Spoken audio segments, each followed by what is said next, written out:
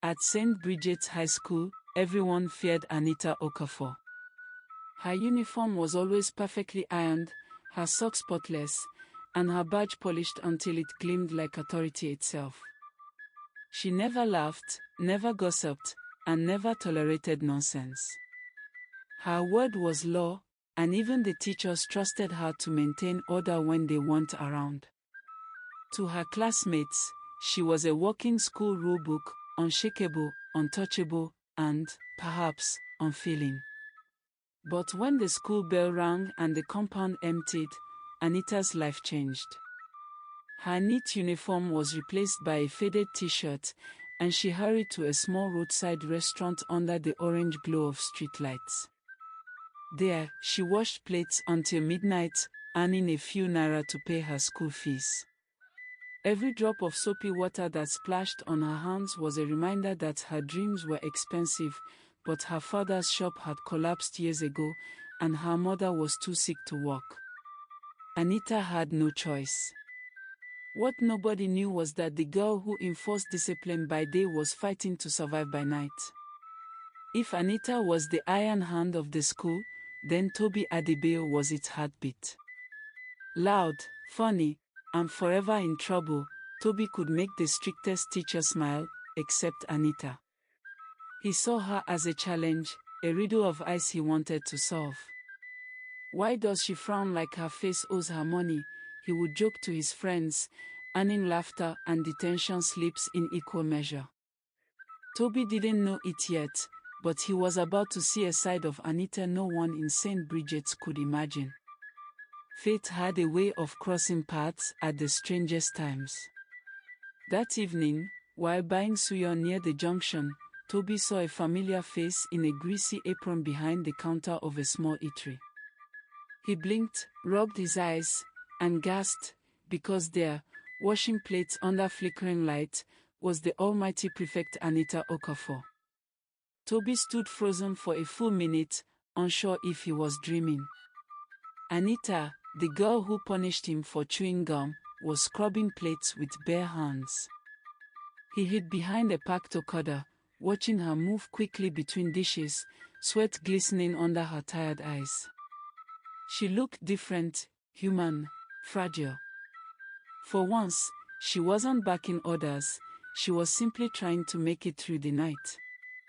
The next morning at school, Anita's face was back to its calm, strict mask.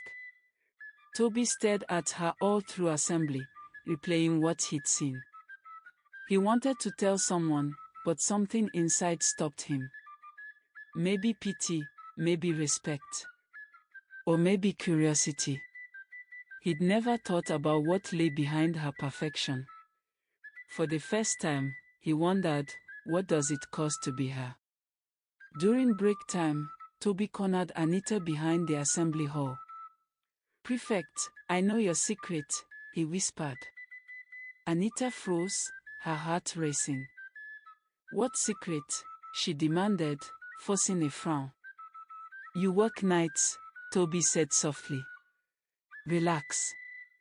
I'm not telling anyone." Anita's pride flared. "You saw nothing. Mind your business." But Tobi smiled, not mocking, just curious. "You're allowed to be human, you know." Anita turned to leave, but his next word stopped her. "Let me help you." She spun, eyes narrowed. "You? The class clown?" He grinned. "Yes.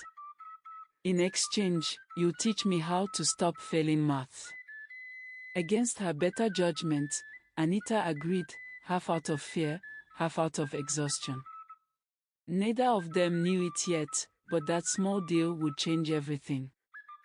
Tobi was chaos in motion, and Anita was order in human form. Their first study session was a disaster. Tobi cracked jokes, sang songs, and made paper airplanes out of her notes. Anita nearly screamed. "Can't you sit still for 5 minutes?" she snapped. "Can't you breathe for 5 minutes?" he shot back with a grin. Yet, something unexpected happened. Between equations and laughter, Anita began to loosen up. She smiled once, barely, but Tobi saw it. "You smiled," he shouted. "That's history." Anita tried to scold him, but her lips betrayed her. For the first time in years, laughter felt good. At home, things were harder. Anita's mother's cough was getting worse, and the landlord was threatening eviction. Anita calculated every naira carefully, saving just enough to cover school fees. She refused to tell anyone, not even Tobi. "People help today and mock you tomorrow," she reminded herself. Meanwhile, Tobi wondered why someone so strong carried so much alone. He started walking her home after tutorials, pretending it was for safety. He noticed how she never bought snacks, how her shoes were wearing out, how her smile faded once school ended. That night, he swore to find a way to help, quietly, without wounding her pride. One rainy evening, Tobi followed Anita after school, ignoring her warnings. She worked in a smoky restaurant, scrubbing pots bigger than her torso. When she saw him at the door, her eyes widened in horror. "Are you stalking me?" she hissed. "I'm volunteering," he said with a grin, grabbing a sponge. "You'll get us both fired." But the boss liked his energy, and before long, Tobi became part of the night crew. It was messy, exhausting work, but in the middle of the chaos, they found rhythm. They shared jokes between dishpans and laughed under flickering lights. For the first time, Anita didn't feel ashamed. She felt seen. The next week, rumors spread like wildfire. Someone claimed they saw the prefect and the class clown hanging out after school. Whispered laughter filled the hallways. Anita's reputation trembled, and she blamed Tobi.